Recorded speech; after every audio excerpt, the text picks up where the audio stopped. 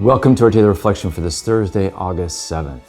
And today we have a crucial reading from the story of Numbers, chapter 20, about Moses. And the people of Israel come to this next area in the desert of Zin, and Miriam dies, and then the community has no water. And they are just bitter about this. And they even complain to just make it even, to benchmark their complaint about no water. They go back to, why'd you bring us out of Egypt, Moses? They blame everything on poor Moses. And this is one of the things, people who want to be bitter and complaining always go to a scapegoat.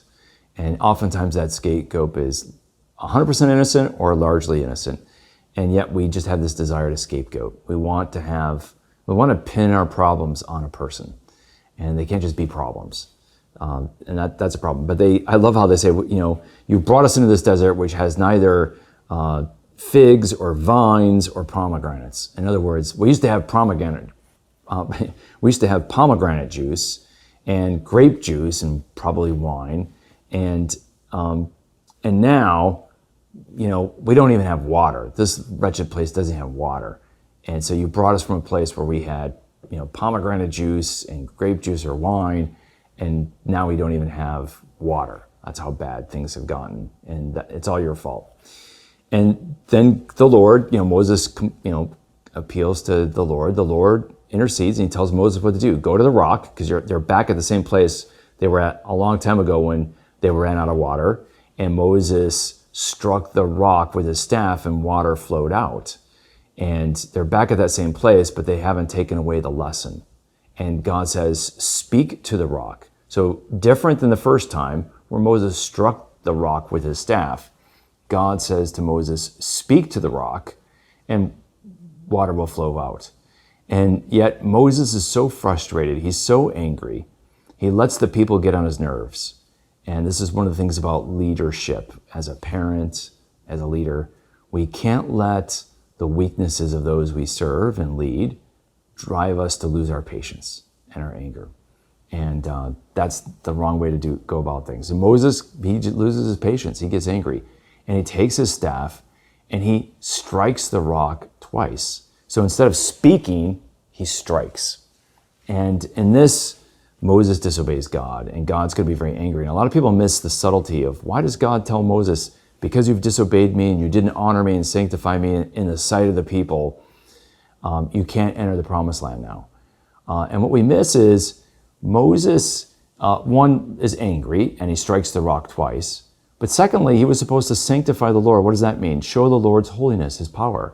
How? By simply speaking to the rock, the water would flow out. In other words, it's like word and matter that creates a sacrament. All he had to do is take the word, speaking to the rock, and the matter, the rock, and his staff. And what happened in the past will be made present once again, just like in a sacrament. And Moses instead strikes. Almost by his own agency, he's making the water come out of the rock, rather than by the agency of God. And so God doesn't get the credit for this. That's what he means by making my name holy in front of all the people. But in a sense, Moses' agency, striking the rock, allows the water to flow. So it looks like Moses is the agent of Israel's redemption rather than the Lord. And maybe this is an element of wanting to take credit for what God's blessing is. And we can all do that. People who are successful can say, I did this, rather than saying, God blessed me. Or we can take credit for a lot of things in life where we need to give the credit and praise to God. And so the question for us today is, what areas am I taking the credit and the praise for when I should be giving the praise and glory to God? That was Moses' failing in this. And also, in what areas do I lose my patience and anger rather than bearing with it? And that was the other element of Moses' failure here. So let's reflect on the failure of Moses and look at lessons for our own life. May the Lord bless and keep you.